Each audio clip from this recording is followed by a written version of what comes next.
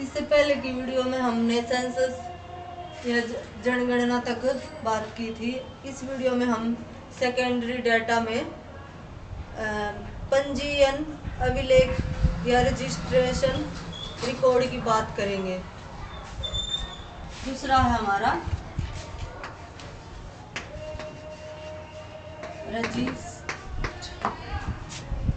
Registration record.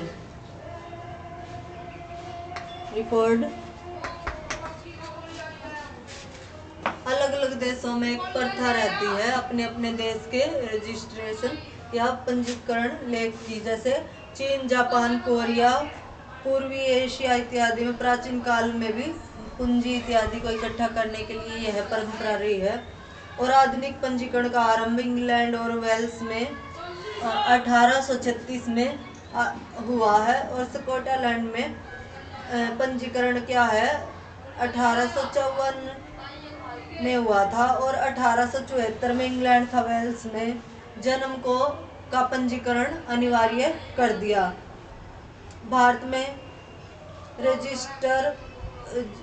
में यह register होता है ग्रामीण में पंचायत के पास, और नगरों में नगर पालिका के ऑफिसों में यह होता है रजिस्टर। और पंजीकृत को दो स्रोतों से प्राप्त किया जाता है। एक तो होता है विटल रजिस्ट्रेशन और दूसरा होता है पॉपुलेशन रजिस्टर।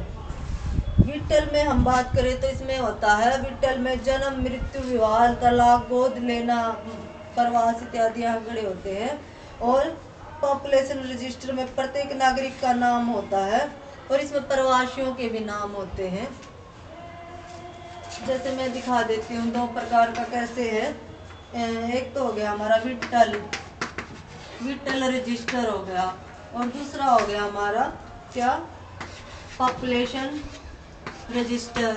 इसमें क्या है, प्रत्येक नागरिक का नाम मिलेगा आपको अपने देश के, और इसमें आने वाले लोगों का और जाने वाले माइग्रेशन करके आए हुए लोगों का भी नाम मिलेगा।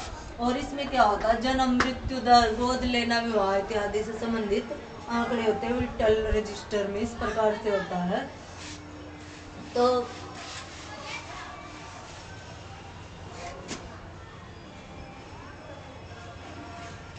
भारत में सर्वप्रथम मद्रास में हुआ था पंजीकरण, और 1844 में 1944 में रजिस्टर जनरल की क्या हुई, नियुक्ति हुई।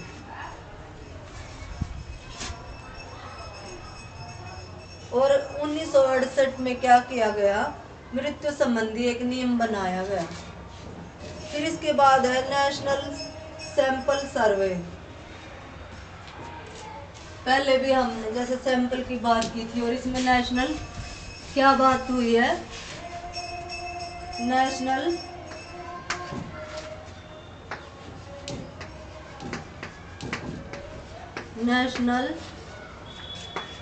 Sample survey. जनगणना तो कब होती है, 10 साल पर होती है, लेकिन बीच के मध्यवर्ती सालों का जो हमें डाटा इकट्ठा करना होता है, तो उसके लिए हम क्या करते हैं, नेशनल सर्वे करते हैं।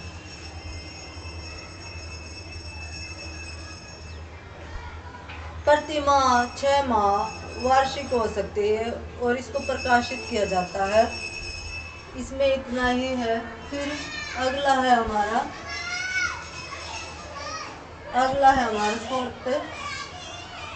फोर्थ हमारा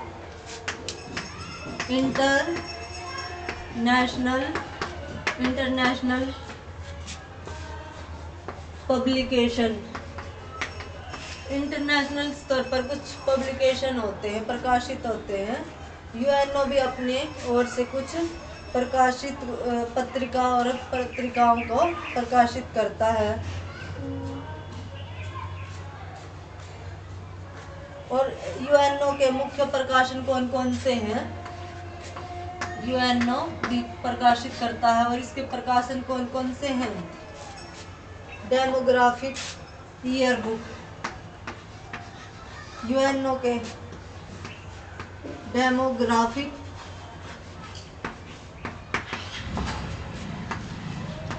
ईयर बुक, इसकी शुरुआत हुई है डेमोग्राफिक ईयर बुक की 1948 में शुरू हुआ था और प्रतिवर्ष प्रकाशन करता है। इसमें क्या क्या आंकड़े होते हैं? जनसंख्या, आकार, क्षेत्रफल, घनत्व, वृद्धि, जन्म दर, मृत्यु दर, विवाह आदि का प्रकाशन इसमें शामिल होता है। फिर इसके अलावा अगला प्रकाशन क्या है यूएनओ का? स्टैटिस्टिकल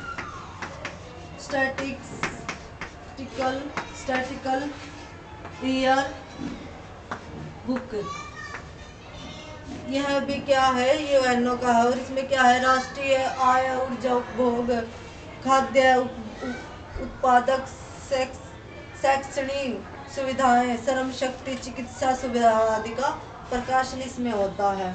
फिर अदर प्रकाशन की बात करें हम, यूएनओ का अदर प्रकाशन क्या है? अदर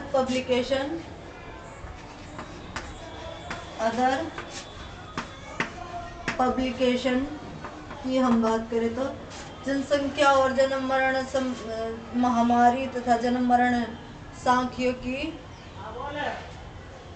इत्यादि का भी इसमें सांख्यिकीय जनसंख्या का इसमें प्रकाशन होता है। फिर हम बात करें problems related to utilisation of population data, population के डाटा से संबंधित क्या क्या समस्याएं आती हैं, हमें इनके बारे में बात करनी है अभी। ये तो थे हमारे मेथड या सोर्सेज। फिर हम बात करें, एक तो होती है भौगोलिक सीमाओं में परिवर्तन, जैसा कि हमने पहले भी बात की थी कि सीमाओं में परिवर्तन होते रहते हैं। जैसे पाक और भारत का एग्जाम्पल ले लीजिए, तो बाउंड्री चेंज होने से क्या हो जाता है?